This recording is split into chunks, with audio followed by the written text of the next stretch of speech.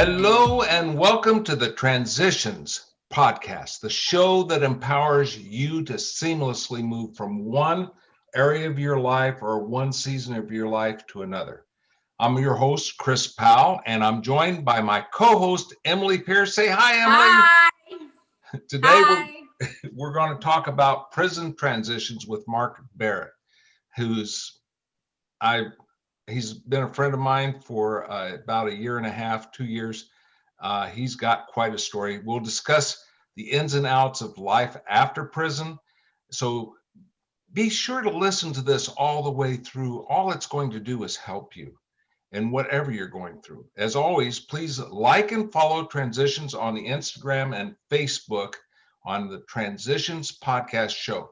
You can always shoot us an email at transitionspodcast7@gmail.com or visit our webpage at transitionspodcast7.com and subscribe to get updates as I just said. We look forward to hearing from you. Our broadcast, by the way, is always on Wednesday at 6 p.m. Eastern Time on WYTV7. So our guest today is Mark Barrett. He is an entrepreneur with a passion of helping those who are incarcerated and living their best life. He's going to share with us how he transitioned in several areas of his life and what he's doing now to help those that are in prison and those that have come out of prison and transitioning into prison. As a matter of fact, he's going to be at a workshop tomorrow on this same subject. So hi, Mark, how are you doing? How you doing, Chris? Great. Glad to be here. Thanks so much for joining us. I am so happy you're here. I'm grateful. So Mark, tell us a little about yourself. Where are you from? What are some of the hobbies you have? Let's do this one. What's your passion? Actually, Chris, my passion is helping to assist men that have been incarcerated, helping them to get themselves reestablished back into society. Good. And navigate the system. Yeah. Why is that important to you? Besides you already having been in prison, but why is that your burn? Because not everybody that comes out of prison, that's their burn. Well, it's important to me because I understand the difficulties they can face if they don't learn how to utilize or navigate the system. Okay.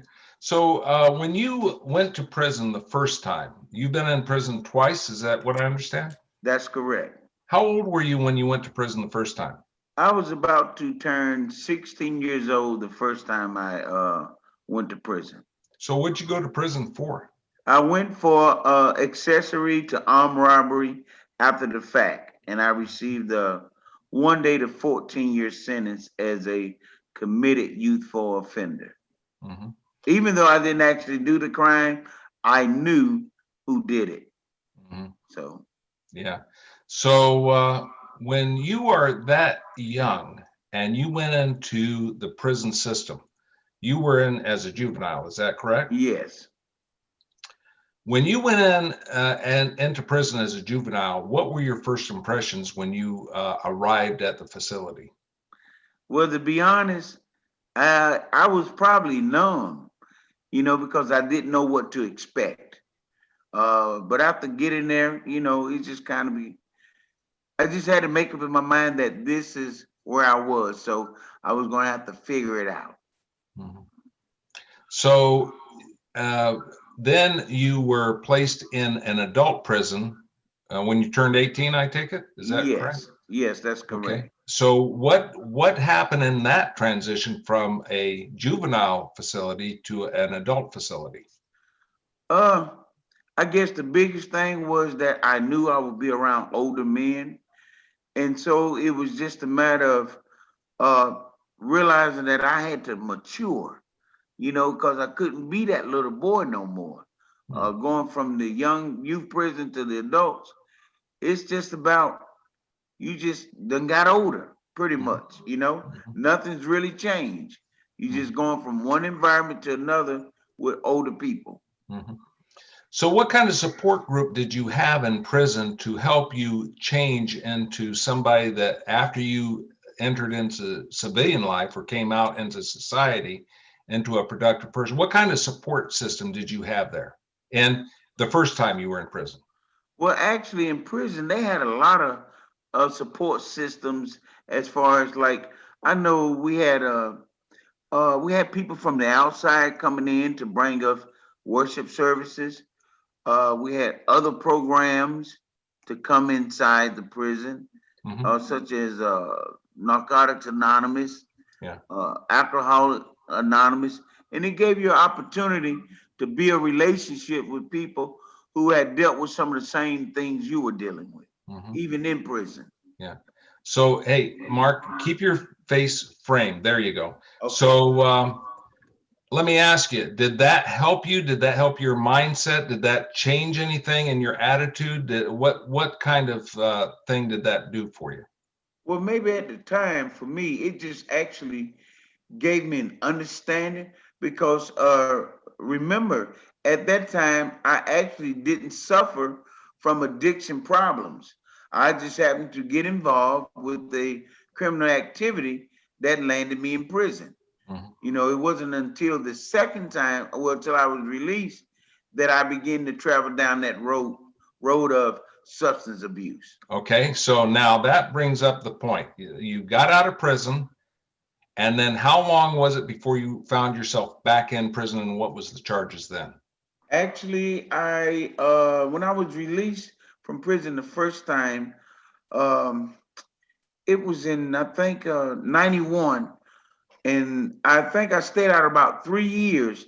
And in that 3 year span, not only did I begin to experience substance abuse, but I actually went back for assault with a deadly weapon. I had got myself in a situation and uh, a confrontation with a young guy, and I ended up, shooting him. Hmm. All right, so you went back into prison. Was there any other better support systems in there the second time, or was it about the same? Well, it was basically the same. I think it was just more so now that I had to really, learn how to utilize, those services that was there. Mhm. And Yeah. All right. So now you got out of prison the second time in 19, were you saying 1997, 1997? November the 3rd, 1997. All right. So what kept you, by the way, just for folks to know, somebody that is underage that goes to prison, there's a 75% revisitism. 75% of juveniles will end up in prison within 1 year. Just to let you know. All Yes. right. So what kept you out of prison? What helped you? What sustained you? Was there support groups? What kept you from moving into that criminal type of mindset again? To be honest with you, Chris, I really believe that somewhere in my mindset, I had just had enough. And at the same time, 2 weeks before I came home, my brother passed away. And then 3 months after being released, my mother passed away. So pretty much that was the last person from my immediate family to pass away. So I was on my own. And so I didn't have that support system of my family now. So I just had to make up in my mind, I didn't want to go back. Mhm. Did you lean? Was there any other people around you to help you to keep you accountable, to keep you from, because emotions run pretty high, don't they? Yes, So, as a matter of fact, we've had discussions on that, haven't we? yes. Yeah. So, but to keep you kind of, I don't want to say reined in, but keep you in a situation where you were not going to travel down that road. Did you go to NA, for instance? Actually, to be honest, no, because I didn't have any, say, contact information at that particular time. Mhm. But Bob Davis, who worked at vocational rehabilitation in Stonewall Jackson Training School, he was the person that I could go to and talk to that not only had me accountable, but, has always been a big part of my life. Because Mhm. remember, before my 2 terms of incarceration, I had also been to juvenile delinquency school, Mhm. and that's where I met him at. And I think I was 14 years old at that time. Mm-mm-mm. Okay, good. So what I'm hearing you say is that people that you surround yourself with will definitely help you in transitions in life. Am I hearing that right? Yes, yes, correct. Okay. So now, after you got out of prison, you went to work for the city of Lancaster or the county of Lancaster, The city of Lancaster. driving a vehicle, and you got injured. Is that Yes, correct? sir. Yes, sir. What happened there? Well, actually, I can remember the night I went to perform a job task, and early in the morning, about 1:30, I can remember I was getting off the out of the truck to go pull the garbage can to the truck. And at that time, I never seen a vehicle or anything, but I was hit by a car and sustained a brain injury. Mhm. You also sustained a leg injury. Is that right? Yes, that's correct. That's right. I almost lost my right leg below the knee. And I understand from that point on, you've been 100% disabled. Is that correct? That's correct. Yeah. So what kind of psychological, emotional piece did that play into? I mean, when you found out that you couldn't actually work like you were able to work, what did that do to you? It really just sent me to a place of a depression, feeling like I would never measure up again, and then constantly having to hear from the doctors or your loved ones that you can't do this, you can't do that. Then mentally, your mind begins to embrace that. And for me, it just sent me into a place that I just didn't know exactly where I was going at the time. So you were kind of lost. Is that what I'm hearing? Yes, So very what much brought you so. out of that? Well, it was a long time before I came out because it was in the midst of that depression that I actually began the substance abuse, which went on for years. Folks, you hearing this? I hope you're hearing this, okay? It's all too common. All right. So in your substance abuse, what happened there? Not understanding what is now known as the disease of addiction. I finally hit that bump in the road to where I knew I needed some help. And so I began to now attend Narcotics Anonymous, where the information that I heard once before, that began to really make sense that it really is a disease. Yeah. It truly is. So folks, we're going to continue this discussion. We're going to take a commercial break. Mark, this story is, I mean, gripping. Thank you for being here. So right now we're going to take a break, and we'll be back in a moment.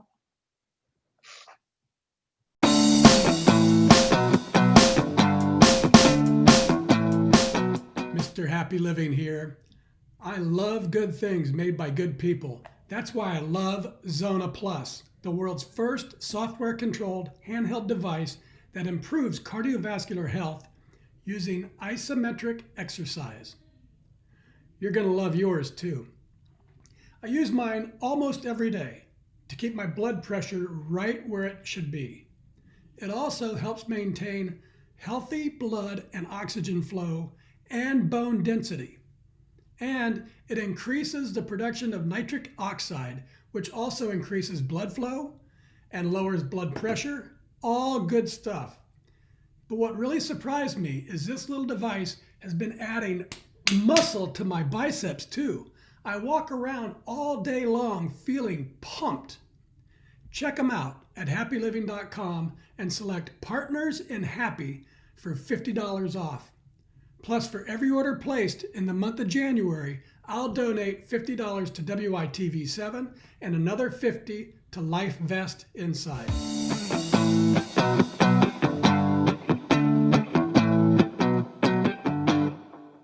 And we're back from our commercial break. Thank you to our sponsor. For those of you who weren't listening in before, we were talking to Mark Barrett, who has a courageous story, and Chris, my co-host, was interviewing him about it. Mark, I want to thank you for being here today. I know it can't be easy coming and telling our listeners and us about your story, but the one thing that I did hear when I was listening to it was that you were brave and you had the strength to fight through what you were going through. And I want to tell you that that's commendable. So I want to talk about prison life with you. Can you tell our listeners what it was like a day in the life of being in prison? Yes, I can. Pretty much, it's just like a normal day in the life of living at home. You have a daily routine that you pretty much have to follow through, as far as getting up in the morning, going to breakfast, then coming back and finding out, what you're going to do the rest of the day. Because remember, there were some people that went to school, some people went to jobs, and then there was actually some people that just hung out on the units. So, pretty much that was a typical day until, later in the evening, when we pretty much will be in the dormitory for the rest of the day.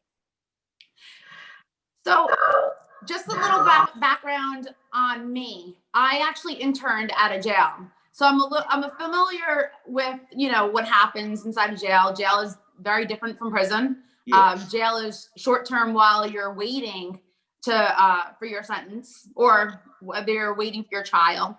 And then prison is long-term. So I really want to hear about what it was like for you, the feelings, the emotions behind being in prison. Well, I got to be honest with you. It maybe was a few years after being incarcerated that the reality set in on me where I was. You kind of go through it numb, and then having thoughts, will I survive this? Will I ever make it out? And so it becomes almost like a dream. You just wake up and go through the motions and try to be non-feeling, if that makes any sense. Yeah. It's almost having to create this feeling that, what, I just got to do this. So. Right. So what got you through prison when you were in prison and you were going through those numb emotions? What helped you get through to being released? Well, to be honest with you, I'm gonna go back to the fact that my dad was a minister, so I grew up in a spiritual home, and so I took what I had heard about God with me, and then I would go to the chapel services or the services that they had, even on Wednesdays, the Bible study sessions, and just to hear participate in those activities, they really helped me to tap into the spiritual part of who I know I am today. Wow, that's wonderful. Can you talk a little bit about what happened after prison? So you got released, and I'm a little bit familiar with the process because I was a reentry case manager. So I help people, and I can tell you that from where I was working, I was not impressed with the prison's release system because they didn't offer rehabilitative services. They didn't have housing. It was like you were setting the person up for failure. And I didn't think that was helpful. So can you talk about what your experience was? Yes, I can, but let me say this first, and this just for the record. Prison does not rehabilitate one. The individual, now that I look back on it, he has to have a desire to change. It's just the rehabilitation is just a part of what the system uses to keep the prisons going. But anyway, upon my release, I actually was picked up by my son's mother.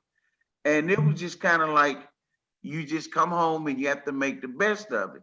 But at that particular time, because mind you, this was my second time, I kind of had an idea, or knew that wasn't for me anymore. And again, my brother died 2 weeks before I came home.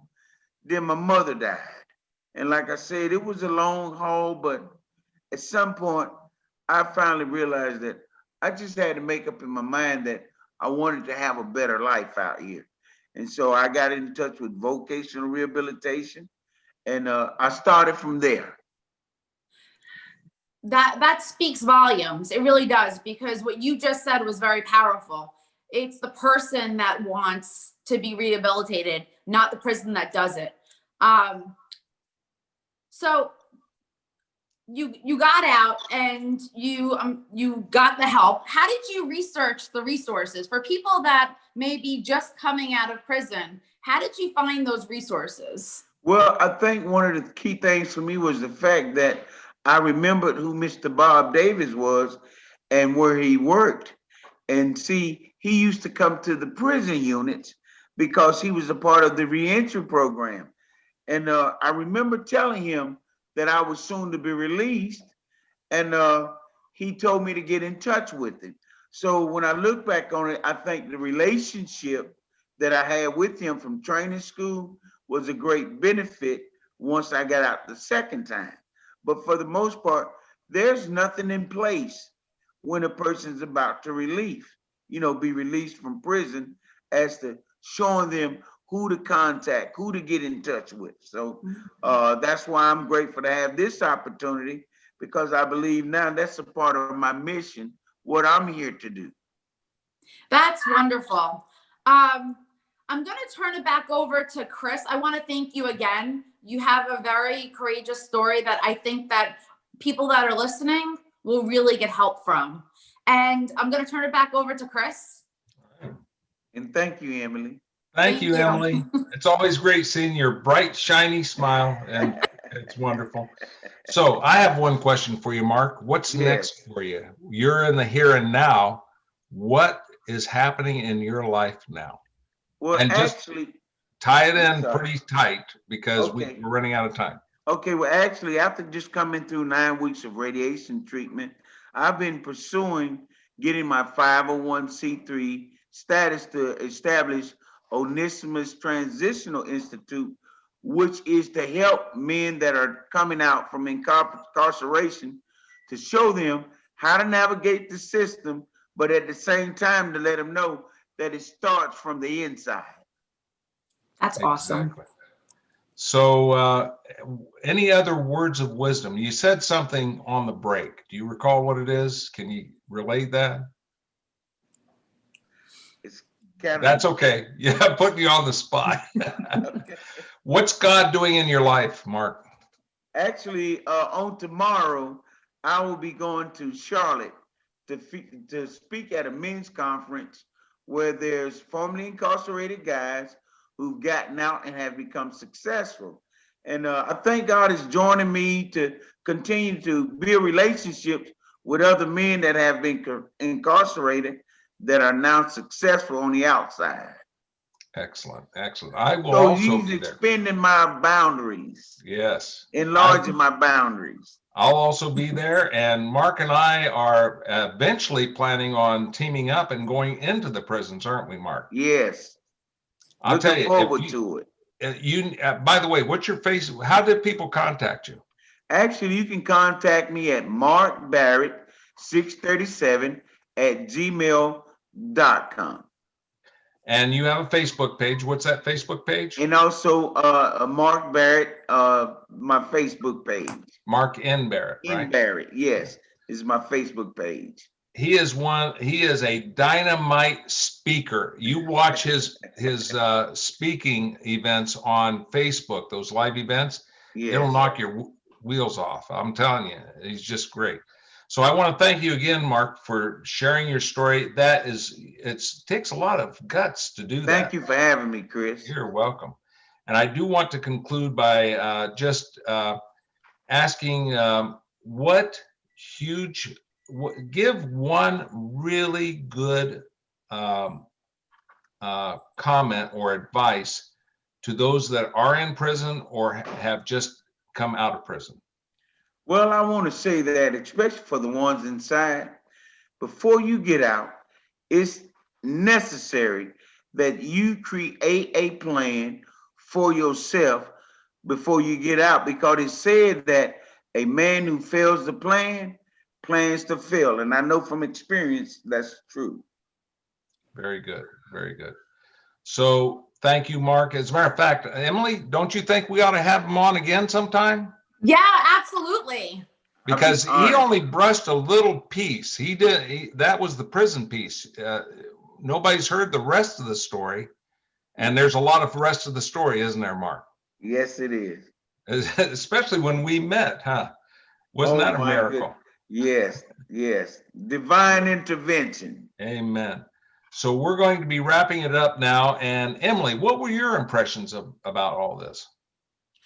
I have to tell you, Mark, I think that you've done a great job. Listening to you, you are such an inspiration to other people. And I'm going to repeat what I heard you say. That was a very powerful thing. I heard you say, prison doesn't rehabilitate you. You have to rehabilitate yourself and want it. And that in itself is really powerful. I want to thank you again for being with us. And we definitely want to have you back if you want to come back. Do you want to come back, Mark? Sure. I'd love to. Well, thank you. All Awesome. right. So good. And then, so go ahead, Emily. Go ahead, Chris. Yeah, gotcha. You did. All right. So this is, we've got a few more minutes. Let us do some promotion here because, hey, if you want to be on this podcast, if you're transitioning and you have a story, we would love to interview you, wouldn't we, Emily? We would, yes. I think it would be great to have people like Mark and we have other people planned. So just as a matter of fact, you can get a hold of me at chris@powelladvisory.com, or you can reach us at transitionspodcast7. Is that correct? At Emily? gmail.com. At gmail.com. Transitionspodcast7@gmail.com. Our website is transitionspodcast7.com. And we are just so thrilled to have you all with us. Also send us your stories. We're really open to stories, aren't we, Emily? Yeah, we are. We are very, very open to them. And we want to hear the hope that you have. And we want you to tell everybody else about it so that they can learn and they can grow. Yeah. And please follow WYTV7.org. WYTV7.org. They're our platform. Please contribute. And the mission is for education, empowerment, and encouragement. And this is not obviously the only podcast. There's a whole lot of podcasts. I was just on with a men's group this morning, and we're planning some things just specifically for men. Although we're rather boring sometimes, but we're doing it. So anyway, WYTV7.org. Please get on there, contribute, follow us. Were you going to say something, Emily? I was going to say, don't forget to follow us on Facebook and Instagram at Transitions Podcast. Yeah. As a matter of fact, Emily and I do a live Instagram, or what we try to, every week. So, follow us there. Yes. All right. So I think we are about 2 minutes out. And so, Mark, one last insight. What is God doing in your life right now? Well, again, I just believe he's opening doors for me, giving me the opportunity to become a motivational speaker as well. Very Thanks good. to you. And Emily, what words of wisdom do you have for those in transition right this second? What words of wisdom? Just keep on moving forward, one foot in front of the other, and eventually you will get there. Exactly. Okay, folks, I think that is it. Do not forget again to follow us on Facebook and Instagram at Transitions Podcast, and visit our website to subscribe to updates at transitionspodcast7.com. And you can always email us questions and feedback at transitionspodcast7@gmail.com. And please follow us at WYTV7.org. And the people, hey, by the way, if you want to start a podcast, hey, they're open. Start talking to them. All right. So that's a wrap. God bless you all, and we'll see you next time. Bye. Bye. Emily. Bye, Mark. See you.